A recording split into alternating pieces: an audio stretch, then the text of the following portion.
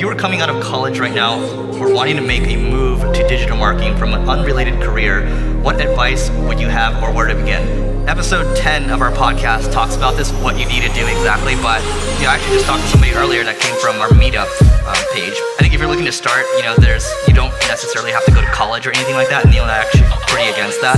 Work for someone for free, right? I mean, when I first started out, I learned first, and then I went to somebody else, offered to work for free, started getting my feet wet, got an internship, learned a lot, gave me a lot of training, a lot of courses. There's a bunch of those people out there. I mean, even for us right now, we're always looking to hire more talented marketers, especially paid advertising people. And we're realizing now that we actually need to set training up where people can go into digital marketer and their training course, so they have a really strong library. Even the AdWords certification, I think just to prove that you've done it, when you haven't established any credibility, it shows that you've done something right. Or the same thing with Facebook Blueprint. So I think those things are important. And then also, getting them to, show that they're scrappy, right? We had one guy from our team that wrote like an 8,000 word post on Medium before joining our team. Like, that's the kind of hustle that we expect. You pretty much answered it. Just go out there and go test shit out and learn, and then go get a job. Ooh, Neil, you're gonna like this one. Is there a better between personal branding or business branding, e.g. neilpatel.com versus sealrain.com? Gonna go first, or me? Well, I already know your answer, so you go. What are you gonna say? You're gonna go with the company. Yeah. So, he knows me quite well. We've known each other for, I think, 6-7 years? Yeah. So Eric's brand is Single Grain.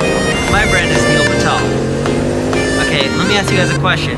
If you guys were Google here and you were acquiring a company, would you rather buy a person or would you rather buy another company? Why would you not want to buy a person? That's right. This is why Tony Robbins has a hard time selling his business. Tony Robbins can make cash, and his brand can be a cash cow. And, hopefully Tony stays around for a very long time. But once Tony passes away, what happens to the business? Yeah, there still may be some money coming in, but it pretty much dies with him. That's what happens with personal brands. You want to have a corporate brand. Don't brand yourself personally like I did. Oops. All right. I didn't try. I just had a site and I got traffic. So. And plus, it's a bigger multiple, right?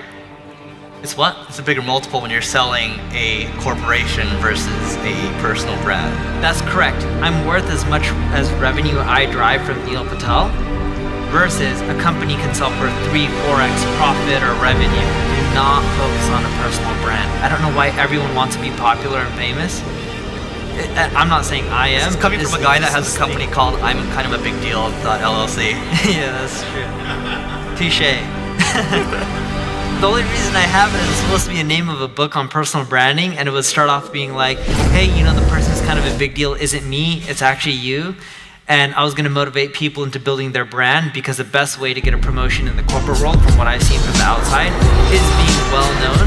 People pay a lot for brands.